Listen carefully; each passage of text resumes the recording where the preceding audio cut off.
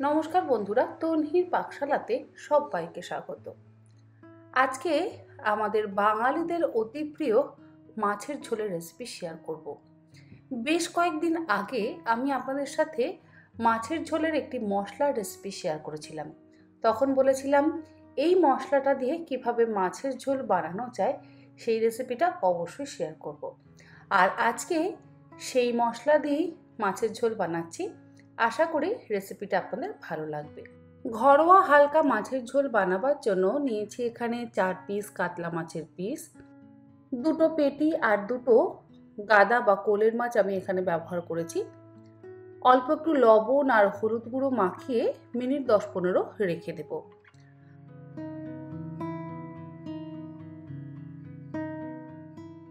লবণ আর হলুদ গুঁড়ো মাছের পিসের গায়ে ভালো করে মাখানো হয়ে গেছে। আর এই যে এটা হচ্ছে আমার ঘরে তৈরি করা মাছের ঝোল মশলা, যেটার রেসিপি আমি অলরেডি আপনাদের সঙ্গে শেয়ার করে রেখেছি। এই মশলা দিয়ে যে কোনো মাছের ঝোল খেতে কিন্তু অসম্ভব ভালো হয়।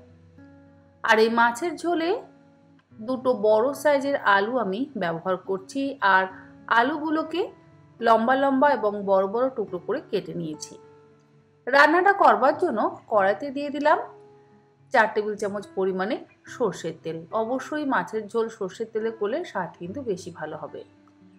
তেল ভালো মতন গরম হয়ে গেলে প্রথমে আমি লম্বা টুকরো করে কেটে রাখা আলুগুলোকে গরম তেলের মধ্যে দিয়ে হালকা করে ভেজে নেব। আর আলু ভাজার সময় অল্প একটু লবণ এবং অল্প একটু হলুদ গুঁড়ো দিয়ে আমি আলুর টুকরোগুলোকে ভেজে তুলে নেব, যাতে আলুগুলোর মধ্যে লবণটাও ঢুকে যায় এবং আলুটা তাড়াতাড়ি সেদ্ধ হয়ে যায়।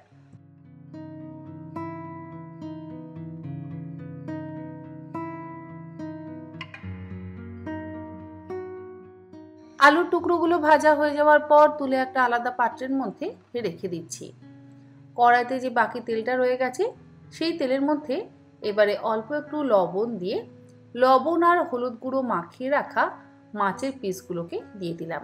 মাছের ছালের দিকটা কখনোই প্রথমে কড়াইতে দেবেন না, তাহলে কি হয়, গরম তেল বা গরম কড়াইতে মাছের পিসগুলো দেওয়ার সাথে সাথেই দেখবেন মাছের পিসগুলো কেমন একটা যেন কুঁকড়ে যায়।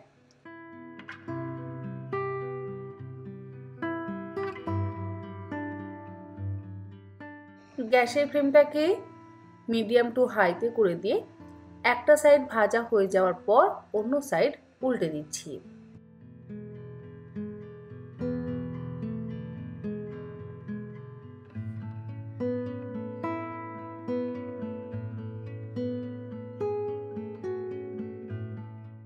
মাছের পিসগুলো ভাজা হয়ে যাওয়ার পর তুলে একটা আলাদা পাত্রের মধ্যে রেখে দিচ্ছি।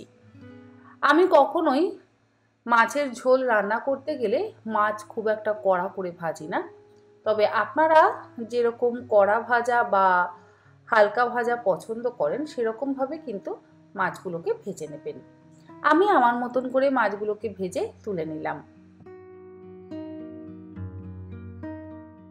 মাছ ভাজা হয়ে যাওয়ার পর কড়াইতে যে তেলটা রয়ে গেছে সেই তেলের মধ্যে ফোড়ন দিয়ে দিলাম 1/2 চা চামচ পরিমাণে গোটা জিরে, 2টো ফাটিয়ে নেওয়া শুকনো লঙ্কা আর একটা তেজপাতা।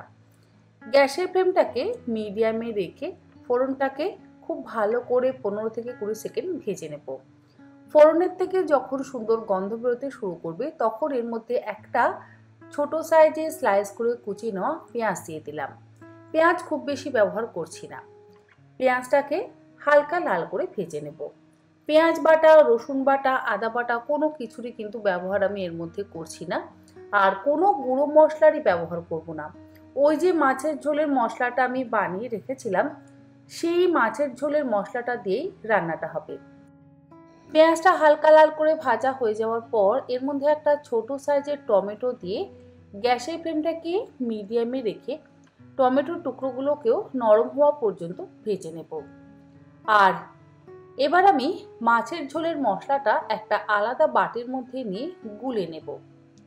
খুব বেশি পরিমাণে মাছের ঝোলের মশলা কিন্তু ব্যবহার করছি না।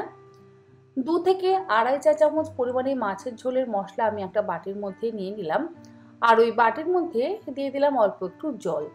জল দিয়ে মশলাটাকে গুলে নিলাম। জল দিয়ে না গুলে যদি ডিরেক্ট তেলের মধ্যে বা কড়াইতে গুঁড়ো মশলা দেওয়া হয় তাহলে মশলা পুড়ে যায়।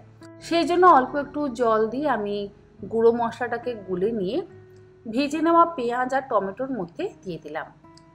এবারে ভালো করে কষিয়ে নেব। এর মধ্যে কোনো রকম আদা রসুন বাটা বা ধনে জিরে লঙ্কা হলুদ গুঁড়োর কিন্তু ব্যবহার করছি না। অলরেডি মশলাটার মধ্যে সমস্ত রকম গুঁড়ো মশলাই রয়েছে, মানে গোটা ধনে গোটা জিরে গোটা গরম মশলা, 2-4 দানা মৌরিও আছে। আমরা সাধারণত মৌরি কখনোই মাছের ঝোলে ব্যবহার করি না, তবে এই মাছের ঝোল মশলাটাতে আমি যা যা মশলা ব্যবহার করেছি আপনারা সেই রকমভাবে মশলা বানিয়ে একবার বাড়িতে মাছের ঝোল বানান, দেখবেন খেতে কিন্তু অসম্ভব ভালো হবে। যাই হোক, মশলাটা খুব ভালো করে কষানো হয়ে যাওয়ার পর আগে থেকে ভেজে রাখা আলুর টুকরোগুলোকে দিয়ে আবারও খুব ভালো করে কষিয়ে নিচ্ছি। এর মধ্যে দিয়ে দিলাম 1/2 কাপ পরিমাণে গরম জল। আমি রান্নাতে সবসময় হালকা গরম জলই কিন্তু ব্যবহার করি। আর দেখুন, কোনো রকম গুঁড়ো মশলায় কিন্তু আমি আর আলাদা করে ব্যবহার করিনি, তাতেই কত সুন্দর রংটা হয়েছে। দিয়ে দিচ্ছি এর মধ্যে স্বাদ অনুসারে লবণ, আর দিলাম সামান্য পরিমাণে একটু চিনি। এরপরে গ্যাসের ফ্লেমটাকে লো টু মিডিয়ামে রেখে মাছের ঝোলটাকে খুব ভালো করে ফুটতে দেব। আর মাছের ঝোলটা ফুটে উঠলে এর মধ্যে ভেজে রাখা মাছের টুকরোগুলোকেও দিয়ে দিচ্ছি। যে মাছের ঝোল মশলাটা আমি ব্যবহার করেছি তার মধ্যে কিন্তু সমস্ত রকম গুঁড়ো মশলা রয়েছে, আর তার জন্য আলাদা করে কোনো গুঁড়ো মশলা ব্যবহার করবার একেবারেই প্রয়োজন নেই। রান্নাটা খুব সহজেই হয়। আমি যখন মাছের ঝোল মশলাটার রেসিপি আপনার সঙ্গে শেয়ার করেছিলাম, সেই সময় কীভাবে এই মাছের ঝোলটা করতে হয় সেটাও মুখে বলে দিয়েছিলাম। আজকে করে দেখাচ্ছি। মিনিট 5-6 সময় ধরে আমি মাছের ঝোলটাকে খুব ভালো করে লো টু মিডিয়াম ফ্লেমে ফুটিয়ে নিলাম, আর দিয়ে দিলাম এর মধ্যে 4টে চেরা কাঁচা লঙ্কা। লঙ্কার পরিমাণ আপনারা অবশ্যই নিজেদের ইচ্ছে মতন ব্যবহার করবেন। মাছের ঝোলের রং কিন্তু অপূর্ব হয়েছে। আপনারা যতক্ষণ না নিজেরা করছেন ততক্ষণ কিন্তু একেবারে বুঝবেন না যে এই মাছের ঝোলের মশলা দিয়ে এই রকম টাটকা কাতলা মাছের ঝোল খেতে কতটা ভালো লাগে। রান্নার শেষে দিয়ে দিলাম সামান্য পরিমাণে একটু ধনেপাতা কুচি। এবারে গ্যাসের ফ্লেমটাকে বন্ধ করে দিয়ে ঢাকা দিয়ে 5 মিনিট স্ট্যান্ডিং টাইমে রেখে তারপর এটাকে আমি সার্ভ করব। গরম ভাতের সাথে অল্প তেল মশলা ব্যবহার করে এই রকম টাটকা মাছের ঝোল খেতে কার না ভালো লাগে বলুন তো। আশা করি আমার আজকের এই মাছের ঝোলের রেসিপি আপনাদের ভালো লাগলো। ভালো লাগলে আপনারা এইরকমভাবে একবার অন্তত বাড়িতে বানিয়ে দেখুন, আপনাদেরও ভালো লাগবে। তবে এই মাছের ঝোলটা বানাবার আগে অবশ্যই মাছের ঝোলের মশলাটা বাড়িতে বানাতে হবে। সেটা যতক্ষণ না বানাবেন ততক্ষণ পর্যন্ত কিন্তু এই মাছের ঝোলের স্বাদ গ্রহণ করতে পারবেন না। তাহলে আগে মাছের ঝোলের মশলাটা বানিয়ে নিন, তারপরে টাটকা কাতলা বা রুই বা চারা বাটা যে কোনো মাছের ঝোল খেতে অপূর্ব লাগবে। আজ তাহলে এই পর্যন্ত। আবার হাজির হয়ে যাব অন্যদিন অন্য কোনো আরও একটি নতুন ধরনের রেসিপি নিয়ে। ভালো থাকবেন, সুস্থ থাকবেন। ধন্যবাদ।